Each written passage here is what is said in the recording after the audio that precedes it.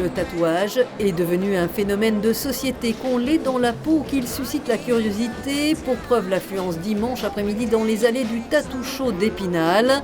Retour sur cette convention internationale qui a occupé le centre des congrès du vendredi au dimanche, avec la présence de 200 tatoueurs professionnels français et étrangers.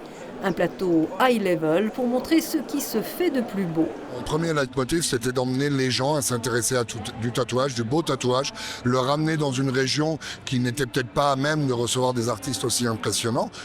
J'en sais rien, mais bon, disons que c'était mon idée.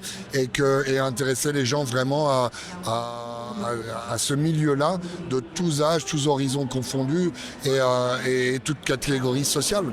20% des Français seraient tatoués, mais il faut passer le cap et certains n'en étaient pas loin. Non, je ne viens pas me faire tatouer. J'en ai juste un petit là, ça me suffit. Mais ça, le dragon, très beau. Il y a plein de styles différents, beaucoup d'artistes et beaucoup de talents. Et vous-même, vous êtes tatoué? Non. Je verrai peut-être plus tard si j'ai une bonne idée, mais pour l'instant, non. Le Tattoo Show d'Épinal a vécu sa 4e édition. Il n'était pas revenu dans les Vosges depuis 2019 pour cause de crise sanitaire. Alors les tatoueurs ont lâché les chevaux, enchaînant les rendez-vous. Certains ont réalisé des performances à plusieurs, ici à 6 mains, pour un motif qui a demandé 3 jours de travail en continu.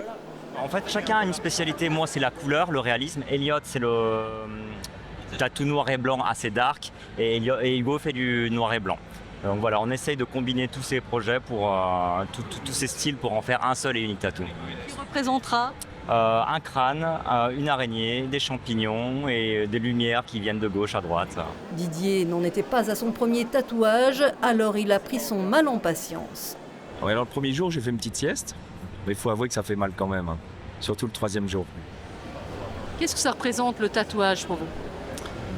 C'est tout un symbole, hein. C'est déjà des choses qui sont ancrées en moi, des souvenirs, des difficultés, une expérience qu'on se colle sur la peau finalement. Le tatouage puise ses racines en Océanie, alors les motifs polynésiens ont la cote.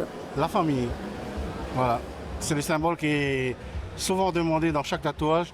La famille, les liens familiaux et la protection, voilà. Le Tattoo Show avait aussi convié quelques VIP comme André Boucher, alias Passepartout de l'émission Fort Boyard.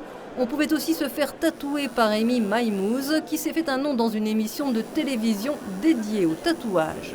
C'est important de voir un petit peu ce qui se fait partout, donc je pense que pour chaque tatoueur, peu importe émission de télé ou pas, c'est important de se déplacer pour le client. Parce que le tatouage est immortel et que c'est également gravé, le Tattoo Show d'Épinal Forever reviendra l'année prochaine.